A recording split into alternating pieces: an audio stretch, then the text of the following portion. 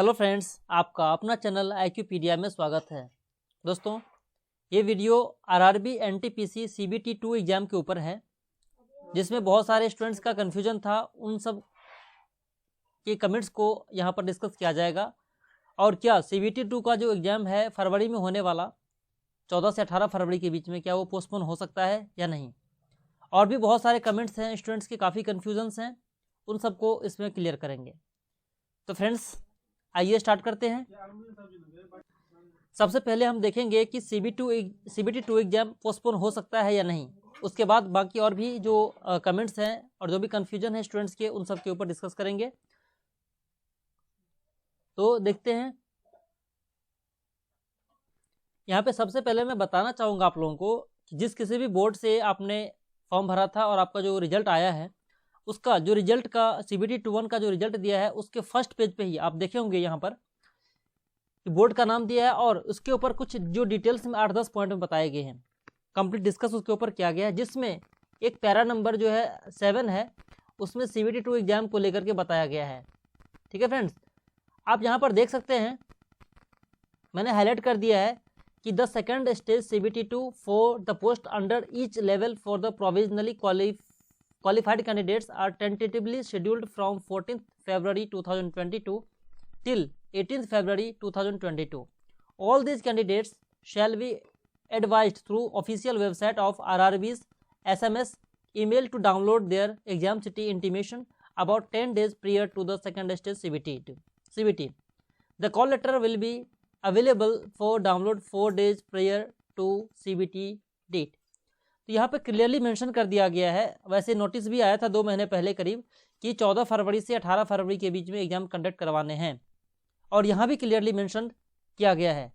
तो दोस्तों, बताना चाहूँगा जो कोविड का केस है, अब केस तो बढ़ रहा है खैर, लेकिन जो इसके जो सीरियसनेस देखा जाए पिछले बार के कंपेरिजन में, इस बार उतना नहीं है। सब कुछ नॉर्मली चल रहा है। ठीक है, तो बहुत ही कम चांस है कि इसका एग्जाम आपका टल सकता है, पोस्टपोन हो सकता है, क्योंकि यहाँ पर जो रिजल्ट दिया गया इसमें भी मेंशन किया गया है, कहीं कुछ एग्जाम के मतलब बारे में, पोस्टपोनमेंट के बारे में कुछ इन्फॉर्मेशन नहीं है। इसलिए आप सब ये मान के चलें कि इसका एग्जाम 14 फरवरी से 18 फरवरी के बीच में कंडक्ट होना है, और आप लोग इस डेट को लेकर के अपना प्रिपरेशन कंटिन्यू करें। ये मत सोचें कि इसका एग्जाम डेट बढ़ सकता है। अगर कुछ ऐसा होता है तो डेफिनेटली कुछ दिन में दे दिया जाएगा, बता दिया जाएगा RRBs के द्वारा, लेकिन चांस बहुत कम है कि इसका डेट पोस्टपोन होगा। इसलिए आप लोग CBT 2 का प्रिपरेशन कीजिए 14 फरवरी से 18 फरवरी 2022 को माइंड में लेकर के।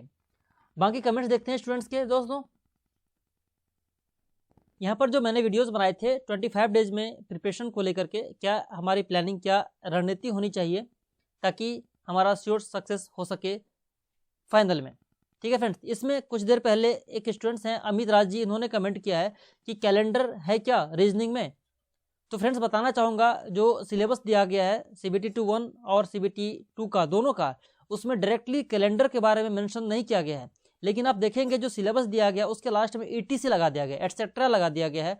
इसका मतलब ये हो सकता है कि कुछ एडिशनल एक्स्ट्रा क्वेश्चन भी हो सकता है कि पूछे जा सकते हैं जो डायरेक्टली सिलेबस में मेंशन नहीं किया गया है। ETC का मतलब यही हो गया कि हो सकता है कि कुछ टॉपिक्स जैसे डाइस हो गया, कैलेंडर हो गया, उसके बाद आपको वाटर इमेज हो गया, मिरर इमेज हो गया, तो ये सब डायरेक्टली मेंशन नहीं किया गया है, लेकिन आपको हो सकता है कि क्वेश्चन पूछ दिए जाए। तो आप बहुत ही छोटा टॉपिक है, कैलेंडर हो गया, क्लॉक हो गया, इसे आप कर लें तो बेटर होगा मेरे हिसाब से। आइए अगला कमेंट देखते हैं। ये विकास राजपूत जी हैं। ये कह रहे हैं कि sir I am qualify but अब कुछ समझ नहीं आ रहा कि कैसे प्रिपरेशन करें, प्लीज़ हेल्प सर। देखिए विकास जी, मैं बताना चाहूँगा आपको, या फिर जो भी स्टूडेंट्स आपके जैसे हैं, इस टाइप के जो सोच रहे हैं, ये ऑब्वियस सी बात है कि टाइम बहुत कम है, अबाउट 25-28 डेज बचा हुआ है प्रिपरेशन एग्जाम को लेकर के। तो आपने प्रिपरेशन तो कर रखा है, डेफिनेटली ये सही है कि आपने CBT 1 क्वालिफाई किया है, तो आपकी प्रिपरेशन है, एक हद तक आपकी तैयारी है। बस आपको एक उसको फाइनल मोड देना है, आपको रिवाइज करनी है जो भी आपने पढ़ा है। ठीक है, set practice time to time कीजिए, और ये माइंड में बिल्कुल नहीं लाइए कि आपकी तैयारी नहीं है और कुछ समझ नहीं आ रहा है। ठीक है ना, अभी भी एक अच्छा दिन कहा जा सकता है, 25 दिन कम नहीं होते हैं। ठीक है, बाकी सब 3-4-5 दिन को अगर आप हटा दें, फिर भी आपके पास लगभग 24-25 दिन टाइम बचे हुए हैं, तो आप अच्छा तैयारी कर सकते हैं। खास करके मैं बताना चाहूँगा जो मैथ्स और रीजनिंग लगभग हर स्टूडेंट करते हैं, ठीक है, तो बाकी जो फोकस आपका होना चाहिए, जनरल अवेयरनेस जो हमारा टॉपिक है, जहाँ से लगभग 50 क्वेश्चन पूछे जाएंगे, उस पर ज़्यादा फोकस करें।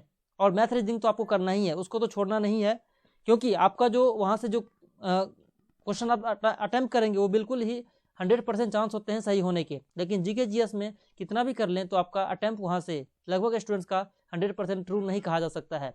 लेकिन आपको सिलेक्शन में उसका बहुत बड़ा रोल प्ले होगा, क्योंकि मैथ रीजनिंग लगभग हर स्टूडेंट करते हैं और GK GS current affairs in सब में जाकर के सबका अटेम्प्ट नहीं हो पाता है। इसलिए मैं सजेशन दूंगा कि इस पर स्पेशली फोकस किया जाए, जो 50 नंबर के आपके जनरल अवेयरनेस के क्वेश्चन आएंगे।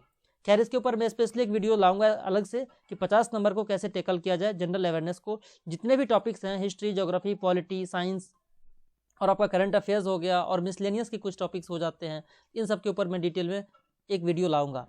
अगला है ये शेखर जी कह रहे हैं कि सर क्या एनटीपीसी पोस्टपोन हो सकता है? तो इसके ऊपर मैंने शेखर जी बात कर लिया है स्टार्टिंग में, इसी के ऊपर मैंने डिस्कस किया है। कम चांस है पोस्टपोन नहीं होने का, मतलब नहीं होने जा रहा है आपका एग्जाम पोस्टपोन। 14 से 18 फरवरी के बीच में ही होने की फुल 100% संभावना है। उसके बाद कह रहे हैं कि स्पेशल लूसेंट करनी है साइंस। देखिए, अगर आपने लूसेंट की साइंस पहले से पढ़ रखा है तो डेफिनेटली आप उसको रिवाइज कीजिए। लेकिन अगर आपने नहीं पढ़ रखा है तो 25 दिन में मेरे हिसाब से उसको कंप्लीट करना बहुत ही डिफिकल्ट टास्क है। ठीक है, आप अगर साइंस सिर्फ साइंस करेंगे, क्योंकि 10 से 12 क्वेश्चन वहाँ से पूछे जा सकते हैं साइंस से, उसके लिए उतनी मोटी लूसेंट के स्पेशल साइंस करेंगे तो बहुत ही टफ हो जाएगा। इसलिए जो लूसेंट जीके की बुक है उसमें जो साइंस दिया गया उतना भी कर लेंगे तो आपका काम वहाँ से चल सकता है। लेकिन अगर आपने पहले पढ़ रखा है तो बेटर रहेगा कि उसको आप रिवाइज करें। उसके बाद जो कौशिक चोपड़ा जी कह रहे हैं कि क्या कंप्यूटर के भी क्वेश्चन आते हैं या आएंगे? तो डेफिनेटली क्वेश्चन से कंप्यूटर से क्वेश्चंस पूछे जाते हैं। 2-3-4 क्वेश्चंस आपको देखने को मिलेगा। जैसे कुछ होते हैं शॉर्टकट्स के बारे में पूछे जा सकते हैं, या किसी के एब्रीविएशंस होते हैं जो शॉर्ट फॉर्म्स होते हैं उसको फुल फॉर्म बताना होता है। ठीक है, तो इस टाइप के क्वेश्चंस 2-3 क्वेश्चन तो आपको देखने को मिल सकता है कंप्यूटर से। खैर, वो बेसिक लेवल के होते हैं, आप थोड़ा भी ध्यान देंगे तो कर सकते हैं।